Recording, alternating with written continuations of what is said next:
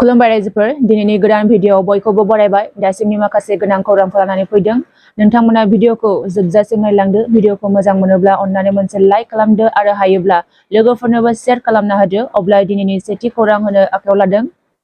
दुलाराय मिरु फरायसा आफादनि गाहाय आफादगिरिया बड'लेण्ड मुलुगसोलोंसालिनि भाइस चेन्सेलरजों सावरायहैदों बड'लेण्ड मुलुगसोलोंसालिनि इयुन आरो फरायसाफोरनि इयुन आरो आथिखालनि थासारिनि सायाव आरो माखासे दाबिफोर आरो जेंना जेंसिनि सायाव गोथौवै सावरायलायनाय जादों होनना फोरमायदों मिरु एबसुनि आफादगिरि दिपेन बर'आ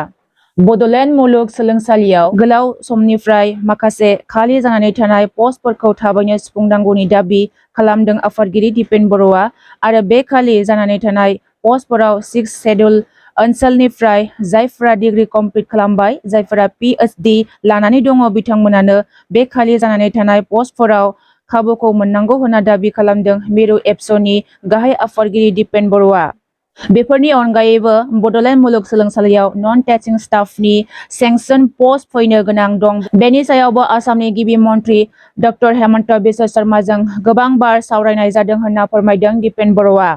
आनजाद खुंनायनि बेलायाव समबादियै आनजाद खुंनाय समबादियै आनजादनि फिथाइ फोसावनाय बेफोर जेन आगोलनि बादि दाजाथों बेफोरनि सायाव दाबि दैखांदों मिरु एबसुनि आफादगिरि दिपेन बर'आ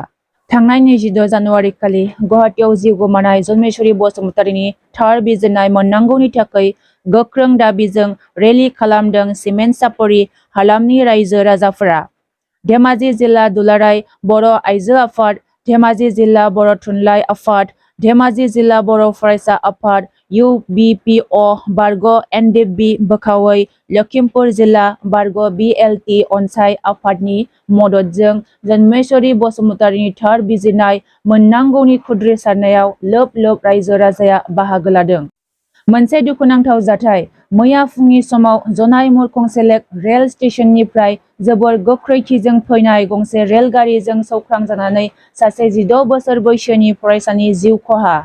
मोनथिनो मोननाय बादिब्ला जिउ गोमानाय फरायसाया जनाय थेलेमनि जामजिं गामिनि रनिलदल होनना सिनायथिनाय जादों रनिलदलआ 10 थाखोआव फरायबाय थानाय सासे फरायसामोन मोनथिनो मोननाय बादिब्ला रनिलदलआ खोमायाव इयारफन लानानै रेल लामायाव जिरायना दंमोन जोबोर गोख्रैथिजों मुरखंसेलेकनिफ्राय फैनाय रेलगारिया रनिलदलखौ सौख्रांलाङो आरो रनिलदलआ जायगायावनो जिउ गोमायो होनना मिथिनाय जादों खोमायाव इयारफन लानायानो रनिलदलनि जिउखौ खहा खालामबाय उत्तर प्रदेशआव महाकुम्भ मेलायाव गिख्रंथाव जाथायजों सा 30 सुबुंफोरनि जिउ गोमाबाय आरो सा 60 निबो गोबां सुबुंफोरा गोब्राब जोखोम जादों होनना खौरां मोनदों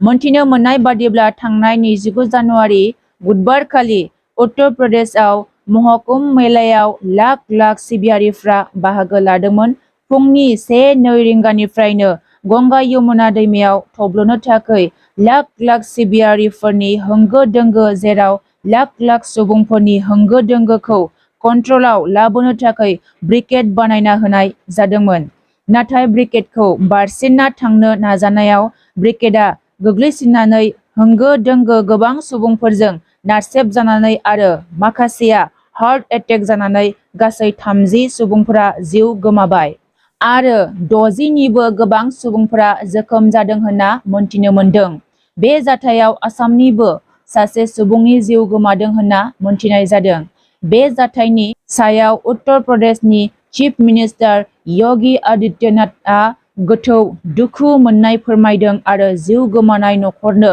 25 लाख रां अनसुंथाइ होनायनिबो बाथ्रा बुंदों बारग' NDPफोर जायफ्रा दासिमबो उदां अखोराङाव फैनो हायाखै आरो जायफोरनि केसफोरा दासिमबो उइथड्र जायाखै बिथांमोननि बाथ्राखौ लानानै MLA लरेन इस्लारिया मा बुंखो फै जों दसे खोनासंग्रोनि NDPफोरनि जिथु केस गोबां केसा उइथड्र जाबाय आरो माखासे केसा उइथड्र जानायनि लामायाव जुदि बेवहाय मानगोनां रन्जन दैमारिनि खोथा आरो बिथांजों लोगोसे माखासे जेल जानांनाय जेफोरनि खोथाखौ बुङोबा सुप्रिम कर्टआव बे केसखौ नखरनि आरो आफादनि लुबैनाय बायदियैनो माखासे एडभकेटफोरखौ हमनायनि गेजेरजों बे केसखौ उइथड्र जानो थाखाय बा बेल मोननो थाखाय जेफोर हाबाफारि मावनो गोनां दङ बा इनिशिएटिभ लानो गोनां दङ